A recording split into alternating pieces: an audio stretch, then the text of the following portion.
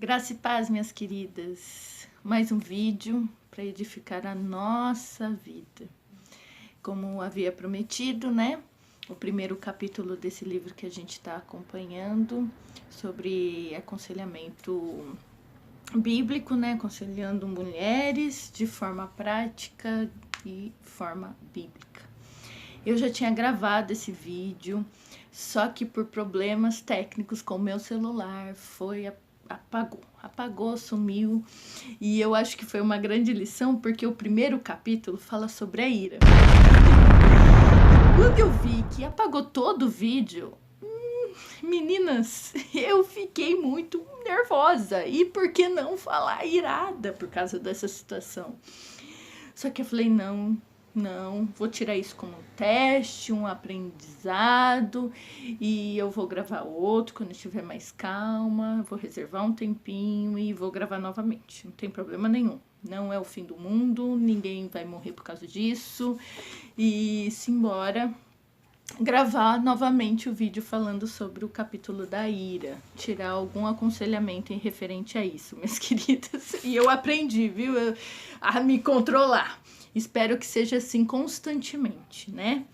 Então, minhas queridas, o capítulo começa já com um versículo bíblico que está em Eclesiastes 7, versículo 9, que diz assim: não te apresses em irar-te, porque a ira se abriga no íntimo dos insensatos.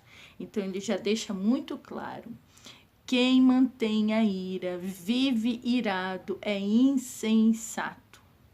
Certo? E aqui começa a história de uma mulher que estava constantemente irada, nervosa.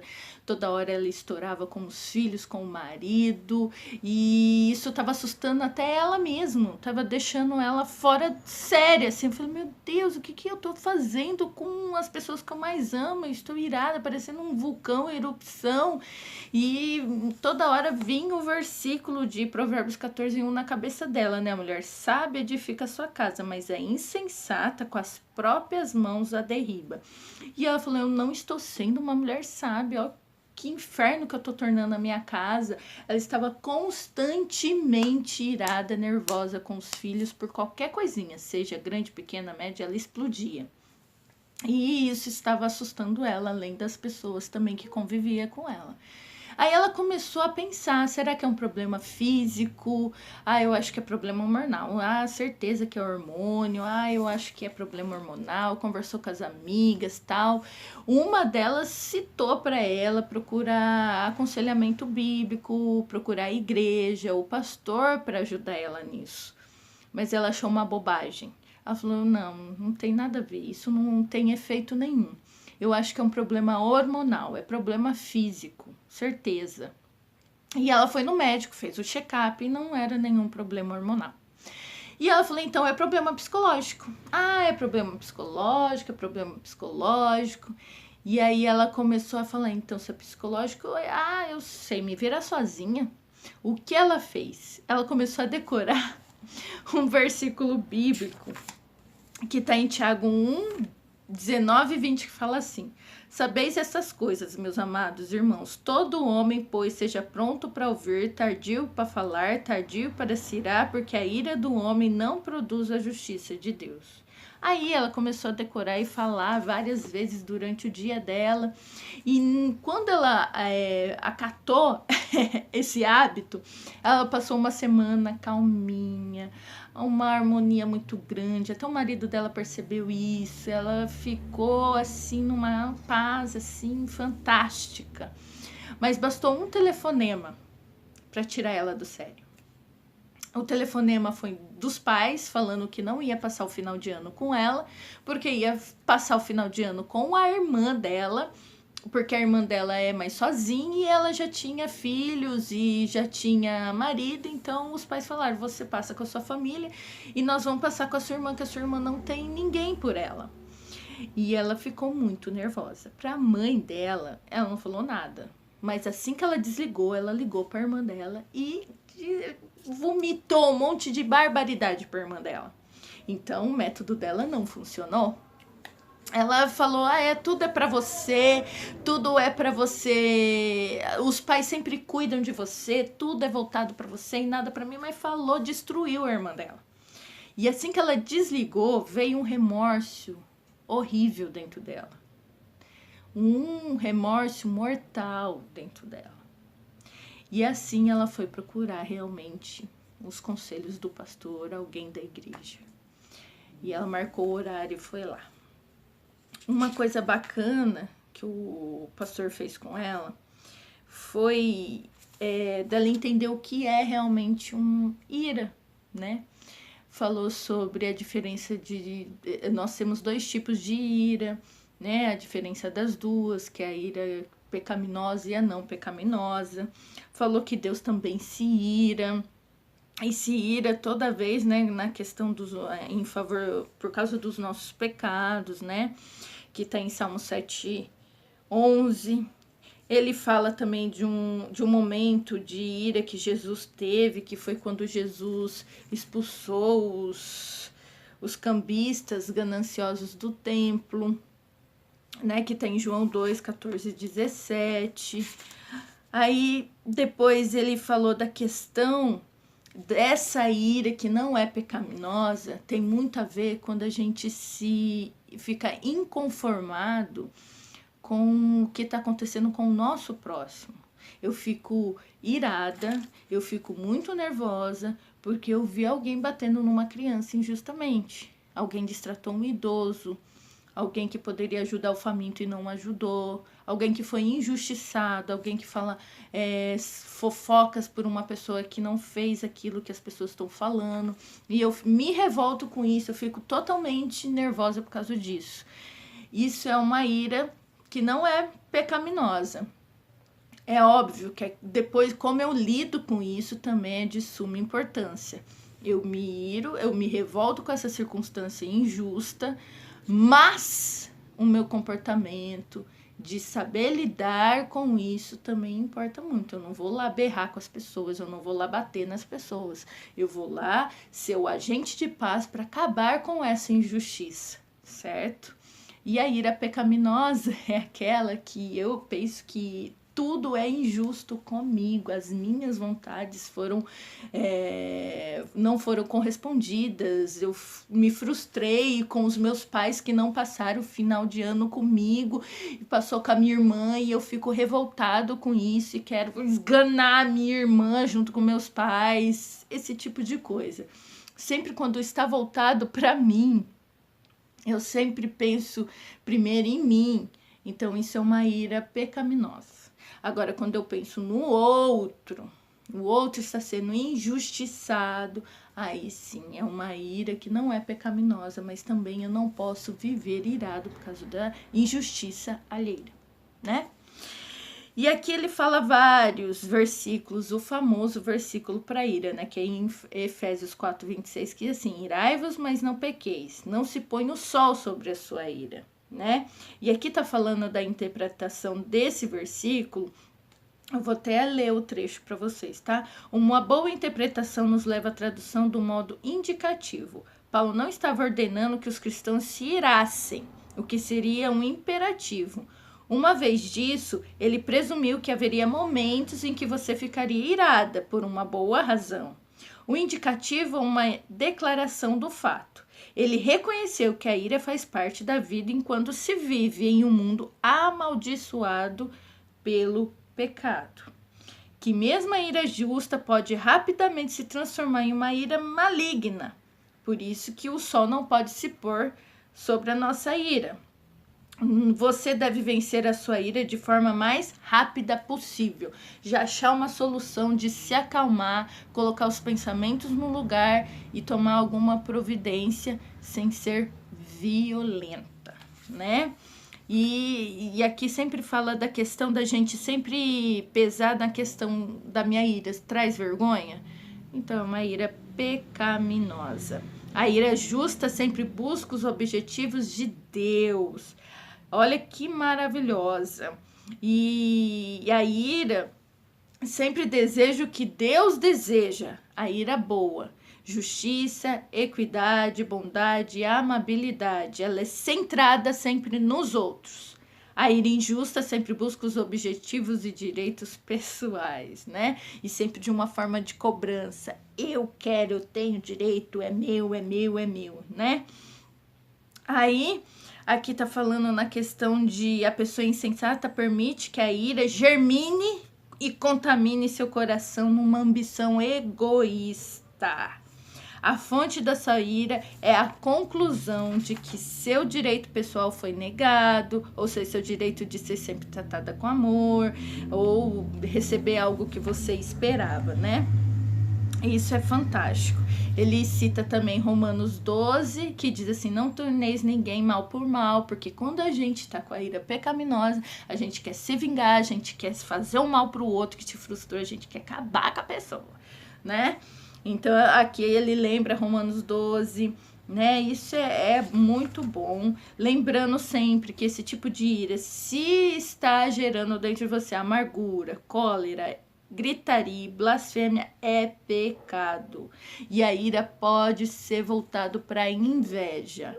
O exemplo da mulher, a mulher se sentiu injustiçada porque os pais iam passar o final de ano com a irmã, ela começou a se sentir, gera dentro dela o que? Uma inveja. Os pais amam mais ela, eu queria ser a minha irmã, eu queria não sei o quê, né? Desculpa muitas vezes do barulho da rua, porque a minha rua é bem movimentada, tá? Mas eu não posso perder essa oportunidade de gravar o vídeo para vocês, tá ok?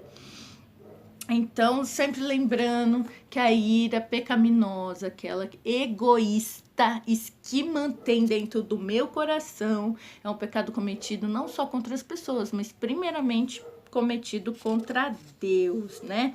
Ele dá o exemplo de Caim e Abel, né, muito conhecido, que um olhou, sentiu inveja do outro, foi lá e até matou. Isso, a ira realmente desperta inveja até de morte, de eu ir lá e realmente tirar do outro e acabar com isso, matar o outro, né? E aqui tá falando em Mateus 5, 21 e 22 em relação a isso, né? Eu, porém, vos digo que todo aquele que sem motivo se irar contra o seu irmão estará sujeito a julgamento. E quem proferir um insulto ao seu irmão estará sujeito a julgamento do tribunal. Olha isso, né? Ai, Senhor, tenha misericórdia de nós para realmente a gente não pecar contra o Senhor através da nossa ira. Aqui um coração irado tá falando que é um coração assassino. A gente realmente quer acabar com a pessoa. A gente quer ver a outra pessoa sempre humilhada por causa disso, por causa da nossa ira. Ele cita muito o livro de Tiago, então eu recomendo que vocês leiam o livro de Tiago, viu? De ponta a ponta, viu? Aqui tá falando que o estresse e a dor pode facilitar que você busque um alvo próximo para descarregar suas frustrações. Quem realmente leva quando nós estamos irada pecaminosamente? As pessoas que nos rodeiam, as pessoas mais próximas, nossa família, quem trabalha com nós, quem nossos amigos, as pessoas mais próximas é aquela que leva mais porrada. Olha que tristeza, as pessoas que a gente mais ama, as pessoas que mais nos amam, são as mais afetadas. Olha que coisa horrível que eu estou fazendo em troca do amor que ele nos dá, né? Vamos falar mais aqui. Aqui tá falando na questão de sim, que Deus permite as tribulações na nossa vida, e isso não tem que ser um motivo de ira, e sim um motivo de dar glória a Deus, que nós estamos sendo testados por Ele, para nós crescer, né? Nós evoluirmos em relação a isso, né?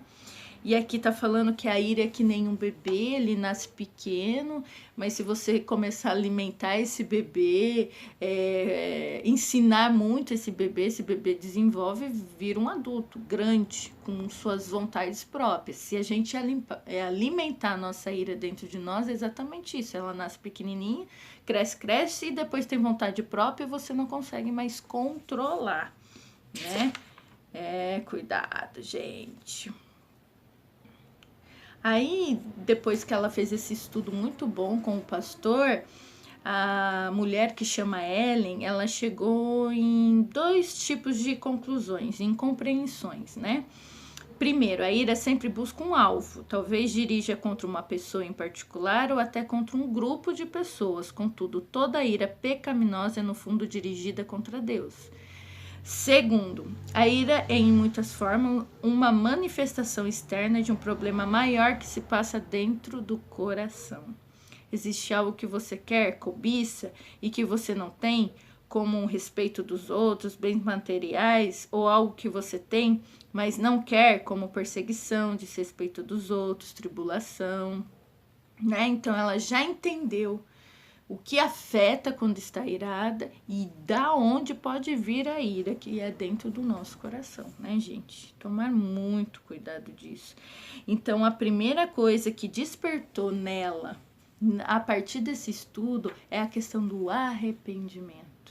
Ela tem que se arrepender dos atos dela de ira, se arrepender de tudo e melhorar. É um pecado, então precisa do que? De arrependimento. Ela cita Salmo 119, 71. Foi-me bom ter eu passado pela aflição, para que aprendeste os teus decretos. Então, toda vez que a gente se arrepende, a gente aprende, a gente cresce, a gente evolui, a gente melhora. A verdade da palavra de Deus reorganiza seu comportamento e examina os compartimentos mais vergonhosos do seu coração. Isso está baseado em Hebreus 4, 12 e 13, né?